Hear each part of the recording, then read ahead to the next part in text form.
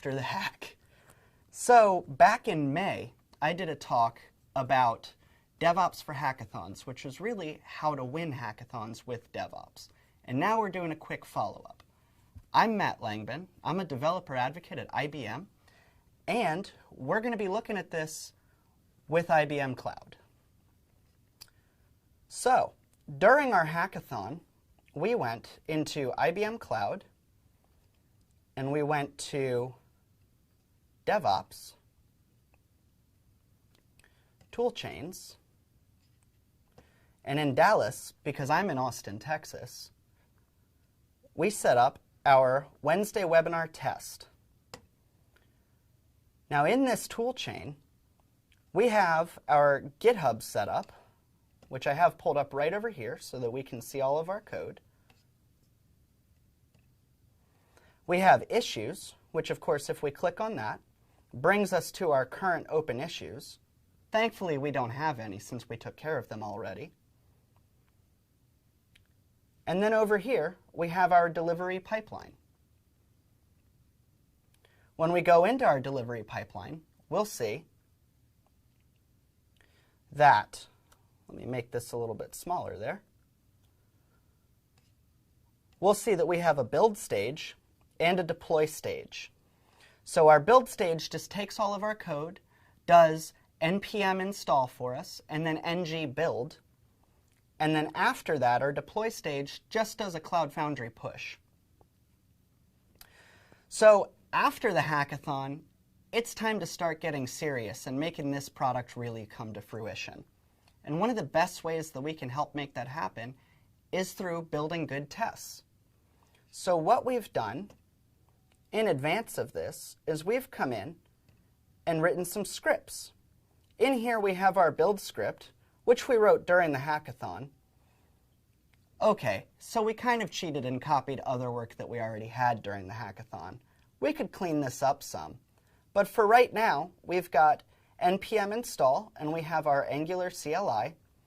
Then we have npm install to install our software, and then ng build for prod. Then we have our deploy script, which just does our Cloud Foundry push. And now, since then, we've written our test script. And our test script, you'll notice, is very similar to our build script, except that it installs some extra dependencies for us. And in here, it's going to run linting. Linting is way cool. It goes through and checks your code for common syntax problems and anything that'll commonly throw an error for you. So we run that first because it's really fast and it'll catch a lot of easy issues for us. Next, we're going to run our unit tests. Since we're using Angular, we're going to be using Karma and Jasmine for this. And in here you'll see that we have some flags already set up for that. We can take a look at what ng test does a little bit later. And then we're going to run our E to E. E to E is just end-to-end testing. We'll take a look at that in a moment too. So if we come back in here and we take a look at our package.json, we'll see that we have these scripts written. So build just does ng build, test does ng test, lint does ng lint, and E to E does ng E to E, just like in our scripts. So we could also run this through npm if we wanted to.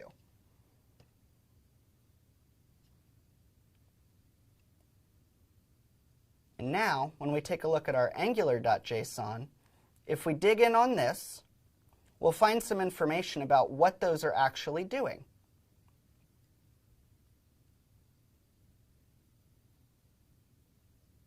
So right here, test is running source test.ts, and it's going through and checking with Karma, just like we talked about.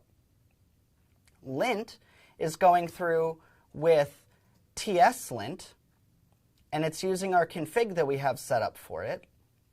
And E to E is going through with Protractor and doing end-to-end testing to make sure that everything works as it's expected in the final product. So let's go ahead and get our pipeline using our tests so that we can check our code. The way that we're going to do that is we'll come back to our pipeline and we'll say add stage. And we're going to call this stage test. And our build artifacts are going to be coming from build. And we're going to say run when the previous job is completed. Now we'll pull up jobs. And we'll say that we want to do a test job. This is going to be simple. And we're going to say inherited from configure pipeline. Now, since we already have our script written, instead of writing the script here in the pipeline itself, we're just going to tell it to run our script. The reason I like to do that is so that we have it in source control, so that if we need to fix something or if a change comes through and we need to revert it, we can do that pretty quickly and easily. So we'll come in here, get rid of that, and we'll say // for run scripts test.sh. Now, since we've only just written our tests, we haven't enabled reporting yet, or code coverage. We'll take a look at that in a future webcast. So let's go ahead and say save. And now, you notice, we've got our build, we've got our deploy, but we don't want to test last. We want to test before we deploy. That way we can make sure that everything is good and that we'll never deploy something that breaks. So let's go ahead and drag and drop that over to where we want it. Looks good. And let's start running that. Now this will take a couple minutes to build and test, and then finally to deploy if our tests pass.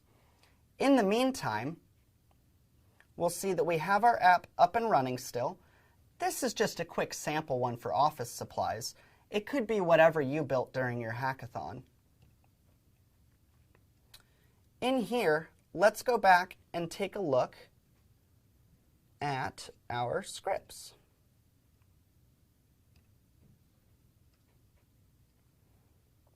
So again, remember, linting, way important. You want to do that first because it'll fail fast.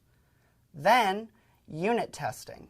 Unit testing goes through and tests each individual unit of code, something like a function, and make sure that it gives the desired results. And then our end-to-end testing takes everything in the working code, runs through it, and makes sure that we get the desired output. Let's go back and take a look at our pipeline. Still going.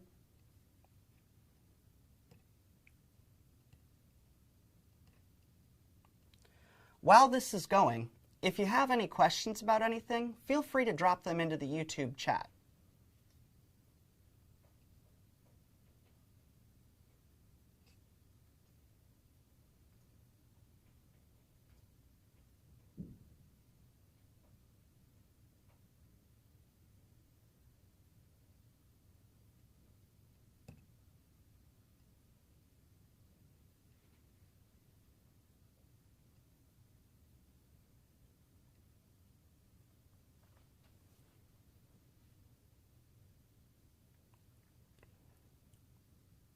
All right, so we've just finished installing things for the Angular CLI.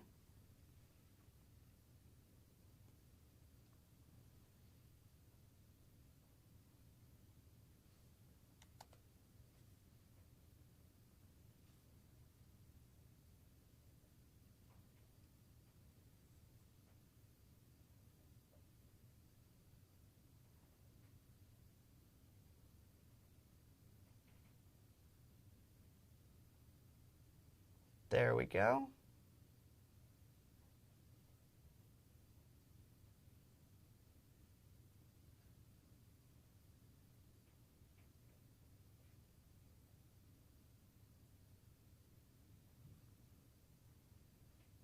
All right, so our build finished successfully. And because I'm a geek and I like to watch logs, let's take a quick look at this.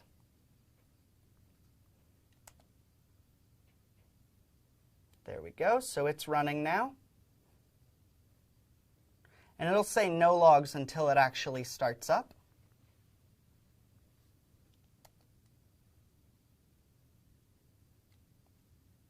There we go.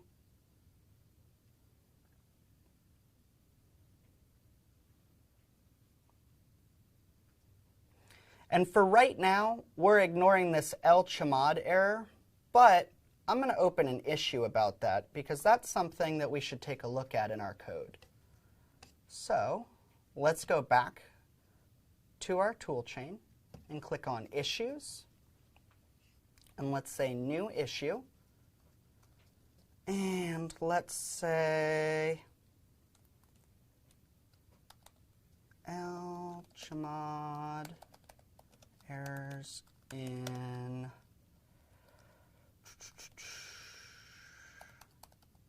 pipeline. Okay. During a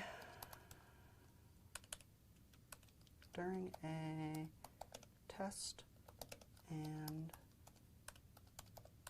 deploy of our code, we see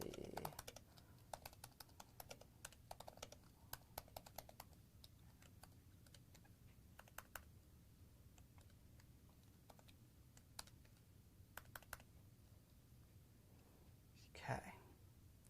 And I'm going to leave that unassigned for right now, and I'm going to say that it's a bug. Okay, and then submit issue. Cool. So we can take a look at that later. Let's go back to our pipeline.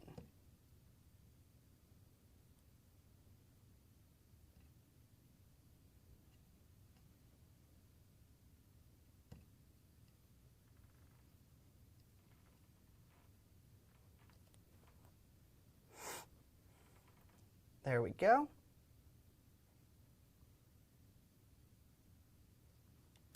So it's still going through and installing our dependencies. Let's open another issue real quick.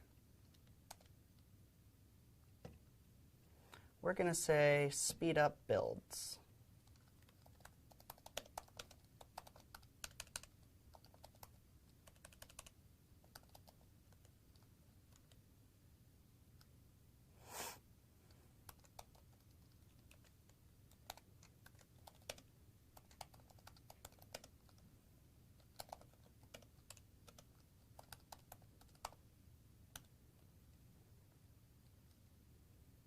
And I'm going to assign myself to this because I'm our CI/CD guy.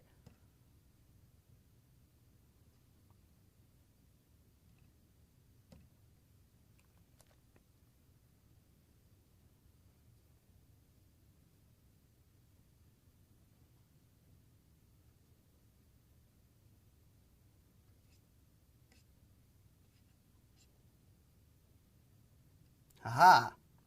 Cool, so our test passed. So now let's go back and let's make sure that our deploy runs, and it is running and everything should be good with this. We can see that that's never failed, and it's pretty quick to deploy.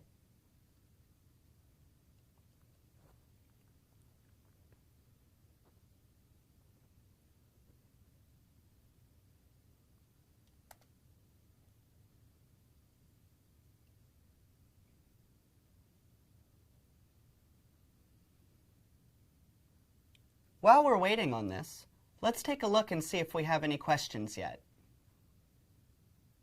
Nope, looks like we don't. Awesome.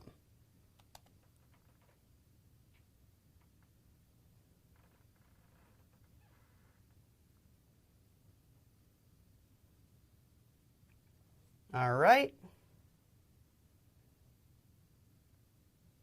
So it's just authenticated And now it's getting ready, and it's pushed the app.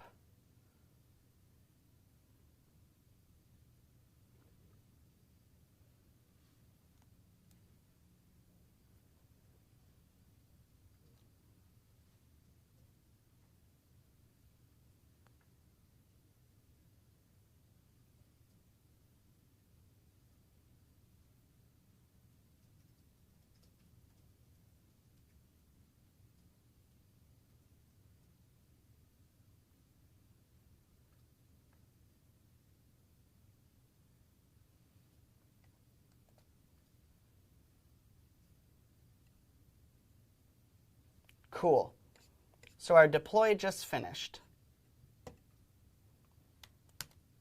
And we can see everything is still up. So now we've got our test in, and everything is good to go with that. Now we can go and keep building new parts to our code and fixing any issues that we come up with along the way.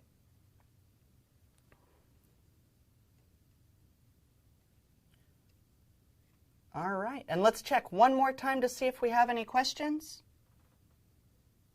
From Oliver Rodriguez, any other kinds of tests you recommend? Oh, okay. So from Oliver Rodriguez now, we have a question, are there any other types of tests that I would recommend?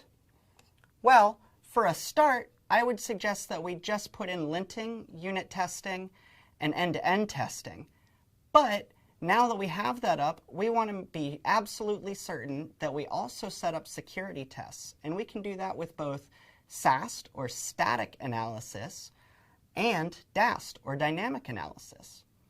SAST is when you take a look at the code itself and check it for any known security vulnerabilities. And DAST is when you go through and you do audits on an actively running piece of code. And you can automate all of that too. We actually have one of my colleagues named Omid, who is an expert on security, and I believe that he might want to give a talk on that in the future too.